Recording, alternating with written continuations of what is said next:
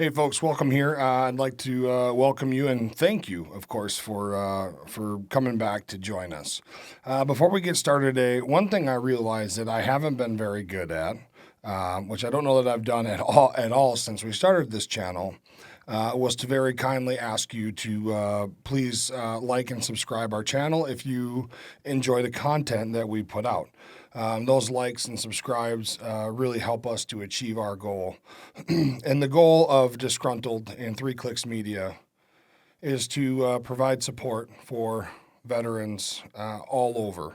But of course, you start small and you got to grow the monster. And so our goal is to start small and grow the monster. And so please help us do that. If you enjoy the content that we put out, we really do appreciate it. So thank you in advance. Today's quick talk, maybe we'll just call these quick talks, is about story. The power of story. And I believe that the power of story is quite powerful. I think that we all would agree that we all enjoy a good story. When our kids are small and it's bedtime, we read them stories. When we sit down at night and turn on the TV and find a movie or a TV show, I call them stories. Me and my wife sit down and we watch our evening stories. You go to the movie theater and you pay money to watch a story. If you're a theater goer and you like Broadway and plays and musicals, yet another story. And so it made me think about why we've never really talked about the power of veteran stories. And I think that we all can agree that we've had some pretty damn good ones. We've had some pretty good veteran stories to learn a little bit about a little bit from. We've had lots of movies, we've had books written, TV shows written, personal accounts. And I think that if we really stop and think, I think that we would find the power of a story is really, really important and can really shape an opinion or the way that we feel about a certain topic. I mean, hell, some of the greatest movies ever were military or veteran related, right? I mean, Saving Private Ryan, Lone Survivor is a big one, American Sniper, To Hell and Back, the Audie Murphy story, A Bridge Too Far, A Bridge Over River Kwai, Rambo, Commando with Arnold. I mean, he was a veteran. That was a good story. It was a fun story. But what about the regular guy? The regular guy, everyday veteran who doesn't have a movie-worthy story. Because the truth is that majority of us are not operators. We're not Navy SEALs. We're not Green Berets. We're not even Army Rangers. But we all have a story. And I'm not here trying to say that any of those stories are not important. In fact, I think they're critically important. And I'd like to take my hat off to people like Sean Ryan, for example, of the Sean Ryan Show here on YouTube. I watch virtually all of his content and listen to all the stories of the guys that he has on. They all have amazing stories, and they're all very well told. And I believe it takes a whole lot of courage for those men to tell the stories that they have because they're intense. And there's no doubt that the details of their stories, even probably the details that they don't share, are on their mind every day. And so I think that it is also important to point out that there's the regular guy, everyday veteran or soldier that also has their story. And when you lump these together, the stories of all these guys, these special operations people, and like I said, don't get me wrong, they're amazing stories, and I've watched all of them, I've listened to all of them, and it's crazy the things that people go through for the idea of this country, for the idea of freedom, for the idea of this democracy, for the idea of America. When you listen to these men and women speak their truth,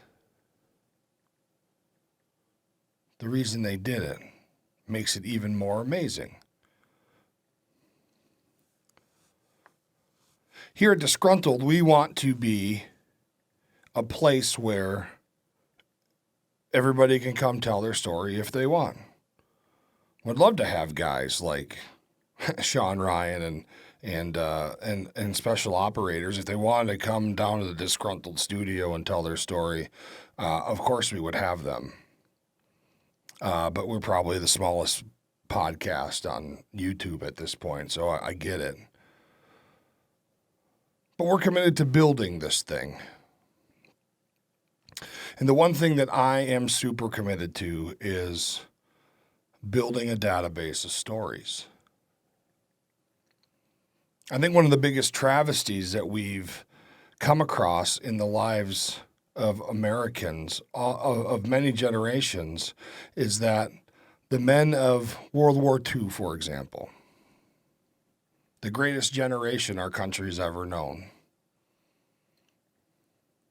they're dying with their stories, or have died with their stories.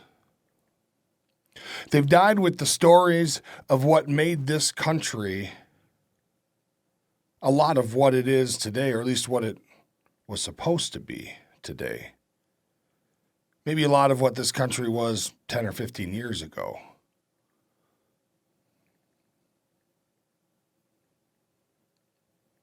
But man, the things that those guys went through.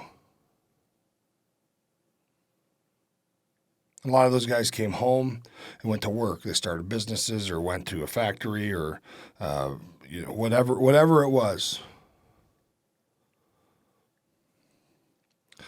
I think that they believed that those stories didn't necessarily belong here at home. Much like I believed that when I came home from war. I don't need to talk about it with my family. I don't need to talk about it with my kids. I don't need to talk about it with my girlfriend or my wife or whoever at the time. I don't need to talk about any of that with anybody because it doesn't belong here. And then I think that we just kind of close it in.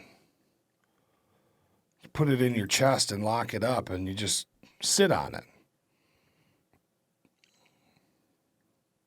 And I don't think that does us any favors.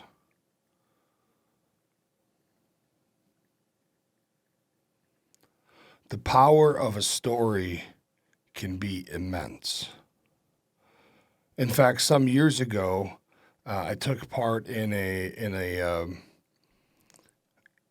organization called the Telling Project, where me and 5 or 6 other veterans stood on a stage in front of perfect strangers and told our story in a theater. And man, it was hard. I think we did 7 or 8 shows or something like that. But it was difficult. But the fact of the matter is that these are things that people need to hear. Just like the men and women that Sean Ryan interviews and the content he puts out, those stories need to be heard.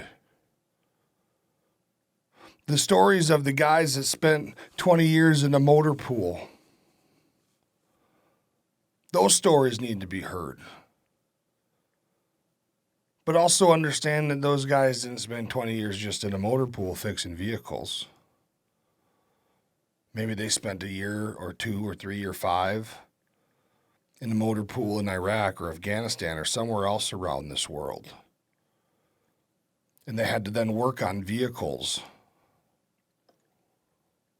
that were dripping with blood from a soldier who took a round in the neck or some shrapnel in the leg.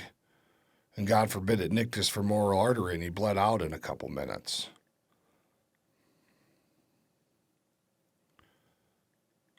Or the vehicle of a soldier who ran past an EFP, which was an IED on the side of the road that the insurgency constructed to be able to rip through our armor and rip through anything inside that truck and then tear its way through the other side of the truck, through all that armor, and stop at nothing. And in its wake leave limbs. And there is 1 second you're driving a vehicle, the next second your arm is on the floor. Or something like that. And how many of those guys' first thought was, man, I'd sign up to be a mechanic, but I didn't think I'd be fixing trucks that have blood everywhere.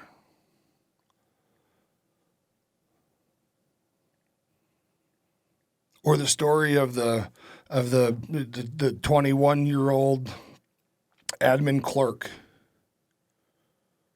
who signed up to do an HR function, but then got deployed and realized that when soldiers die in her unit, she's the one that has to send the letter to their parents or their wives, or that needs to gather their things to send them home.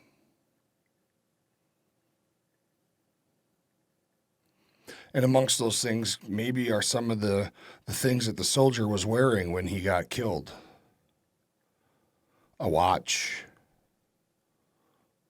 wedding ring, sunglasses, something.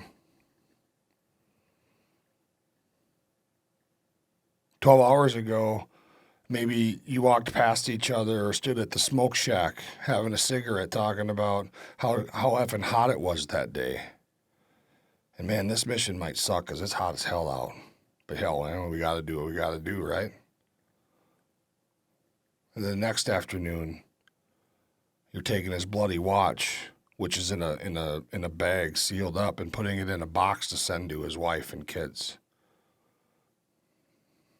And of course, those are extreme examples, but the point is that these stories are all important. These stories are there for us to help to understand and gain a deeper understanding of the human experience during times of conflict. We can learn about the bonds formed on the battlefield, the hardships endured, and what the price of freedom actually is. What does war cost?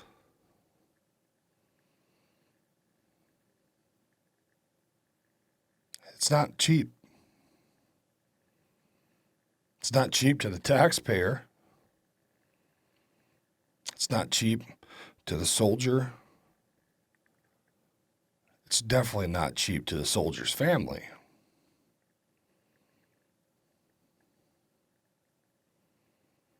And so I think that this idea of collecting stories is important. And maybe I'm doing myself a disservice by putting it out in the universe like this, but man,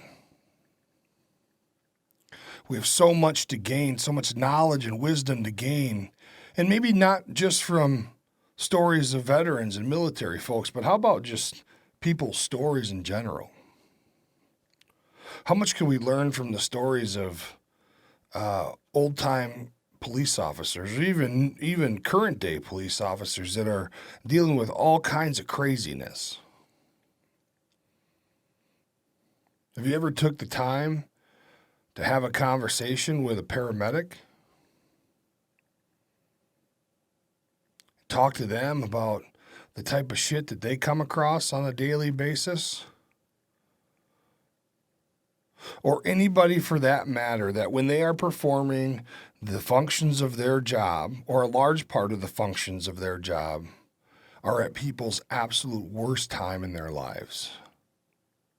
For paramedics, it's accidents, gunshot wounds, stabbings, heart attacks, falls, hit by a car, allergic reactions, all kinds of stuff, medical emergencies. And then, God forbid, you get somebody in your ambulance and then they die on you. That can be a traumatizing thing for people. What can we learn from those stories? And the reason why I believe that these things are important also is because the younger generations that are coming into adulthood or are already young adults, they don't know. They don't know. They don't seem to want to know until it's too late.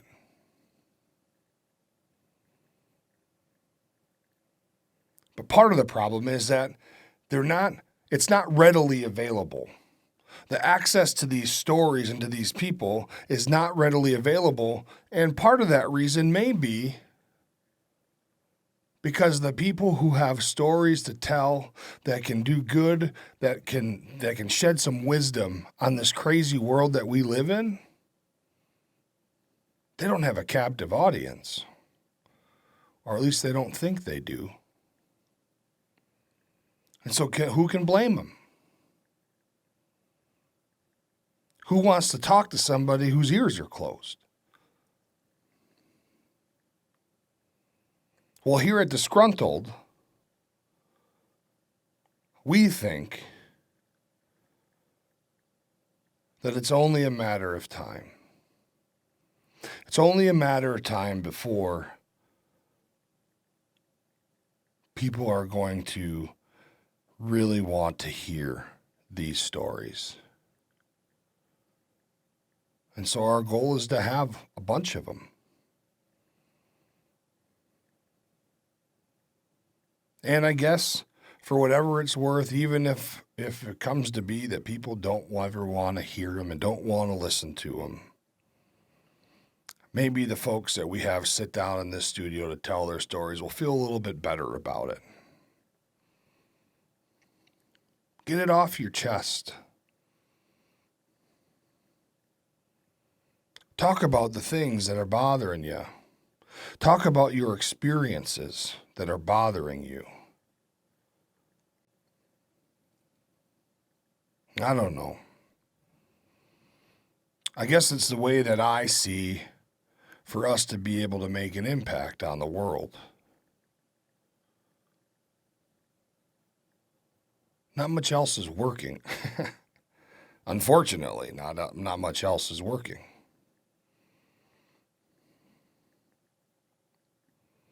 But when you have good storytellers amongst you, and they're willing to tell you their story, or the story of somebody that they know, take it in. Especially when you have people that can describe the smell and the taste, if that's applicable, the feeling, the nerves, and not just a blatant story, but something worthwhile. There's a lot to learn.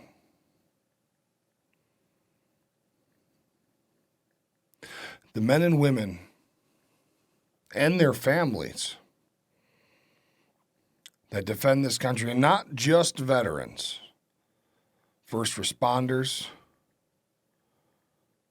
Here's the other one I would challenge you to speak to. sit yourself down and have a conversation with some teachers.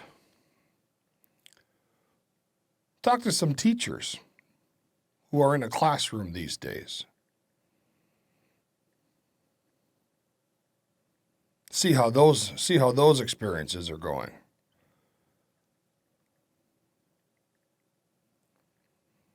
I think that if you take the time to listen and engage, you'll see that something's missing. There's something missing in this country. And here at Disgruntled, we think that part of what's missing is the story of the veteran. The story of the men and women that put everything on the line and sacrificed for the idea, as I stated in the beginning of the video, the idea of freedom, the idea of democracy,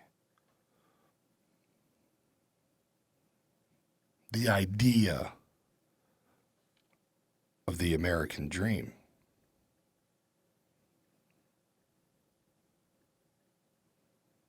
In hopes that maybe, just maybe, it doesn't always have to be just an idea.